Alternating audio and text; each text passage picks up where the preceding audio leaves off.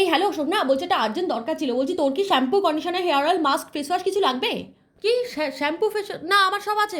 আমার কিছু লাগবে না এখন, সব আছে। আজকে আছে তো কি হয়েছে, কালকে তো ফুরিয়ে যাবে। আগে থেকে নিয়ে রাখ, আমি তো স্টক করে রাখি, তুই রাখিস না? না রে, কেন, তুই কি কসমেটিক্সের ব্যবসা শুরু করেছিস? কবে থেকে শুরু করলি? আরে তুই বল না তোর কি লাগবে। শ্যাম্পু কন্ডিশনার কিছু শেষ হয়নি? ফেস ওয়াশ শেষ হয়নি? তুই কিছু মাখিস না তো শেষ হয় না সব? আরে আমার শেষ হয়ে গেছিল, আমি আগের সপ্তাহে আনিয়েছি। কেন, কি হয়েছে কি? ও তোর আনানো হয়ে গেছে, আনিয়ে নিয়েছিস? আরে আমাকে তো বলতে পারতিস, আমি আনিয়ে দিতাম। মানে আমার সংসারের ব্যাপারে আমি তোকে বলতে যাবো কোন দুঃখে? এবার কি আমার মাসকাবারি ফর্দ তোকে পাঠিয়ে তারপর অর্ডার করতে হবে নাকি? দেখ, আমি তোকে বেশি টাকার অর্ডার করতে বলছি না, তুই 200 টাকার মধ্যে কিছু একটা নে। আমার 200 এখন টাকার কিছু দরকার নেই, সব আছে আমার। 200 টাকা কেন, 50 টাকারও কিছু দরকার নেই আমার। তোর পায়ে পড়ছি, তুই কিছু একটা নে। আমি নায়কা থেকে 300 টাকা শ্যাম্পু অর্ডার করেছি, দেখাচ্ছে 500 টাকার নিচে অর্ডার করলে 100 টাকা ডেলিভারি চার্জ লাগবে। তুই প্লিজ প্লিজ কিছু একটা নে। ও এই ব্যাপার, আমি এখন কিছু নিতে পারবো না, আমার পয়সা নেই। আচ্ছা, আমি কি তোর থেকে ধার চেয়েছি? আমি কি বলেছি তোর শ্যাম্পু কন্ডিশনার আমাকে দে, আমি কদিন ইউজ করবো? বলিনি তো।